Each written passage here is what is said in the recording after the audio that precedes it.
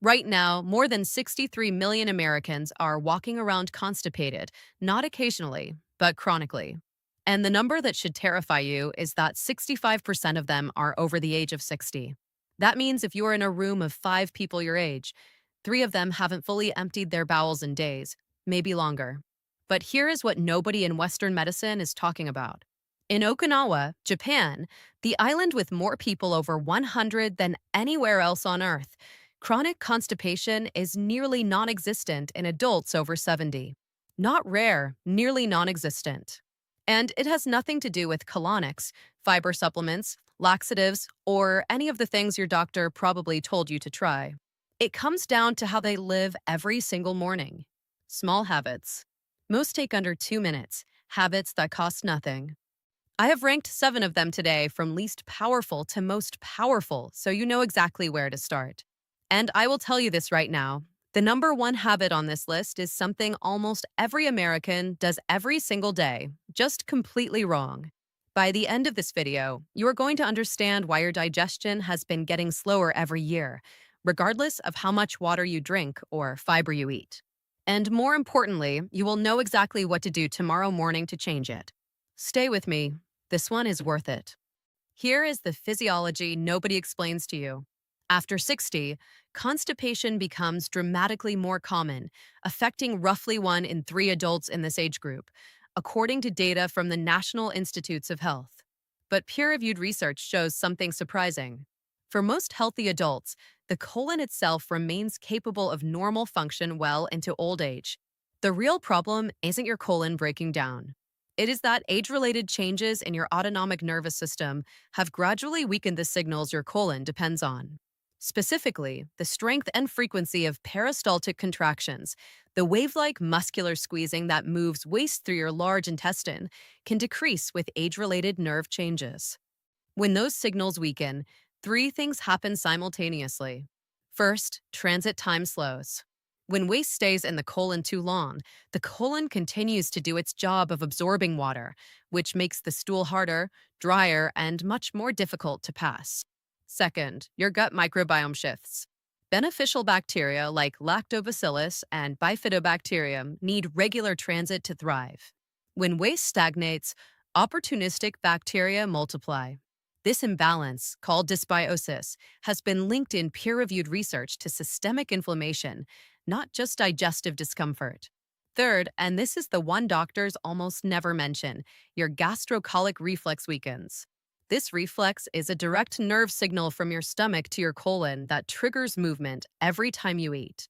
In a healthy gut, you feel the urge to go within 20 to 30 minutes of a meal. In a sluggish gut, that reflex has gone nearly silent. Here is the critical point. This decline is not inevitable. It is not simply aging, it is a lifestyle mismatch. The 7 habits you are about to learn directly target peristalsis, the gastrocolic reflex, and gut microbiome balance, not through supplements, but through the mechanical, thermal, and behavioral triggers your colon was always designed to respond to. Habit number 7, the morning light walk.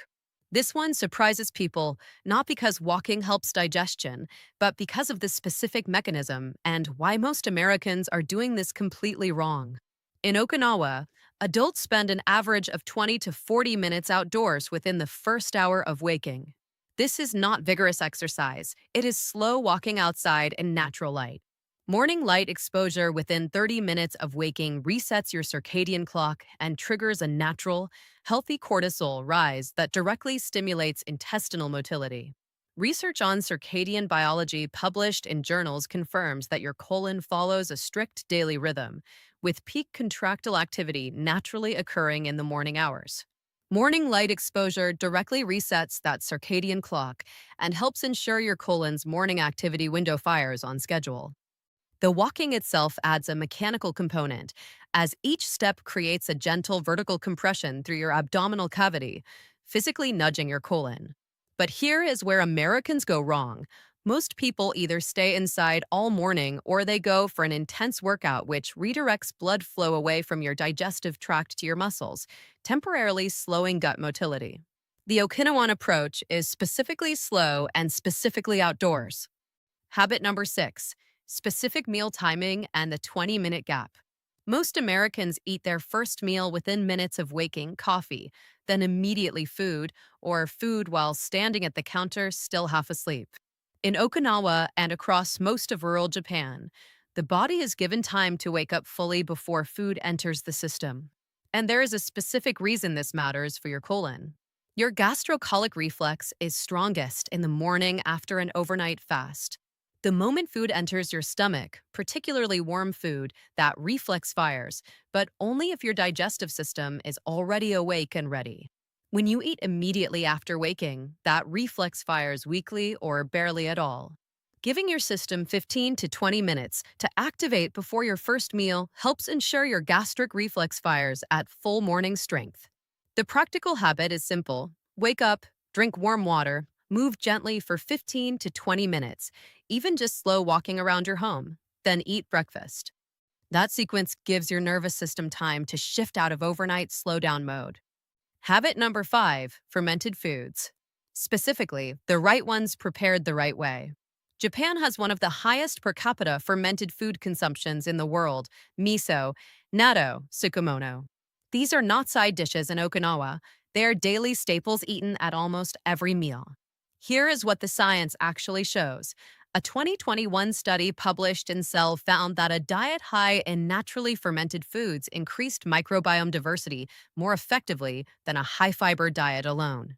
Microbiome diversity directly correlates with gut motility. More diverse colonies of beneficial bacteria produce more short-chain fatty acids, particularly butyrate, which is literally the primary fuel source for your colon wall cells. When your colon wall cells are well-fueled, peristaltic contractions are stronger, transit time improves, and stool consistency normalizes. But here is where most Americans go wrong. They buy probiotic yogurt or kombucha from a grocery store. Most commercial versions are pasteurized after fermentation, which kills the live cultures entirely, or they are loaded with added sugar, which feeds harmful bacteria. The most accessible option is unpasteurized miso paste. 1 teaspoon dissolved in warm water around 110 to 120 degrees, not boiling, as boiling kills the live bacteria, should be consumed in the morning. Habit number 4, squatting posture during elimination. Why your toilet is actually working against you. Your colon has a natural bend in it called the anorectal angle, where the rectum meets the anal canal. In a seated position like on a standard Western toilet, that angle is approximately 90 degrees. This creates a physical kink like bending a garden hose. Pressure builds, straining occurs, and incomplete evacuation is common. In a squatting position, the natural human elimination posture used for essentially all of human history, that anorectal angle opens to approximately 135 degrees. The pathway straightens. Evacuation becomes easier, faster, and more complete with zero straining required. A study published in the Journal of Clinical Gastroenterology found that using a squatting position reduced median bowel movement time by 51% and significantly reduced straining effort compared to standard seated posture. You do not need to rebuild your bathroom. A simple toilet footstool raises your feet while seated, partially mimicking the squat position and opening the anorectal angle enough to make a measurable difference. Habit number 3, abdominal self-massage. The right direction, the right pressure. This practice, called a nuku in traditional Japanese medicine, has been used for centuries to physically assist colon movement from the outside. Modern clinical research validates exactly why it works. Your large intestine follows a very specific anatomical path through your abdomen. It goes up the right side, across the top, and down the left side. Massaging your abdomen in that exact direction assists waste movement along that path. You are quite literally helping your colon do its job from the outside. A 2011 study in the Journal of Clinical Nursing found that abdominal massage performed in the direction of colon anatomy improved colonic transit time by 22% in adults with chronic constipation and reduced bloating scores significantly. Habit number 2, chewing the 32 method.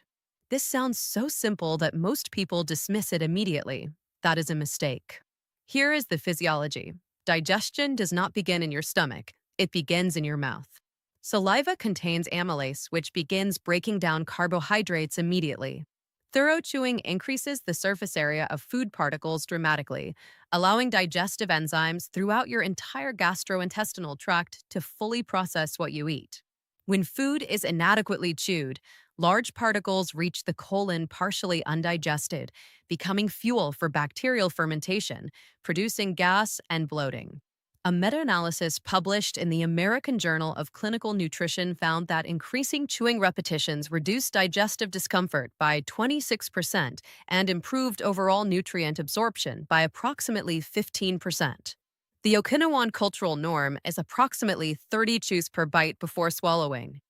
Habit number 1: warm water, specifically timed and prepared. This is the habit almost every American does every single day, just completely wrong. Most Americans wake up and drink cold water or go straight to coffee, both of which work against your colon's morning physiology. For 7 to 8 hours during sleep, your digestive system has been in a low activity state. Colonic motility slows significantly overnight. The moment you wake up is the single most important window you have to reset your digestive rhythm. Warm water between 100 and 110 degrees Fahrenheit activates two distinct physiological mechanisms simultaneously. First, it triggers the gastrocolic reflex directly. Research found that warm liquid intake in the morning increased colonic motility significantly within 30 minutes, while cold liquid showed minimal effect. Second, warm water rehydrates colonic contents that have compacted overnight, softening stool naturally. The Okinawan morning ritual begins with warm water before anything else enters the system. Within 10 minutes of waking, drink 16 ounces of warm water around 104 degrees Fahrenheit, sipping it slowly over 10 to 15 minutes. Add the juice of half a fresh lemon, as the citric acid triggers additional bile production from your liver, which acts as a natural lubricant. Add a small pinch of unrefined sea salt to create a mild isotonic solution your colon absorbs at the optimal rate. Then wait 20 to 30 minutes before eating breakfast. That window allows the gastrocolic reflex to complete fully before your stomach handles a new meal. Here is your starting point for tomorrow. Before coffee, before breakfast, before your phone, 16 ounces of warm water with fresh lemon and a pinch of unrefined sea salt. Sip it slowly over 15 minutes, then wait 20 minutes before eating. That single habit done consistently will do more for your digestive regularity than most of the fiber supplements and stool softeners combined. Your colon was not designed to fail you. It was designed to work efficiently for your entire life. What changed is not your body. What changed is the morning routine that modern life replaced those ancient signals with. Start tomorrow morning with that one glass of warm water. That is your first signal back.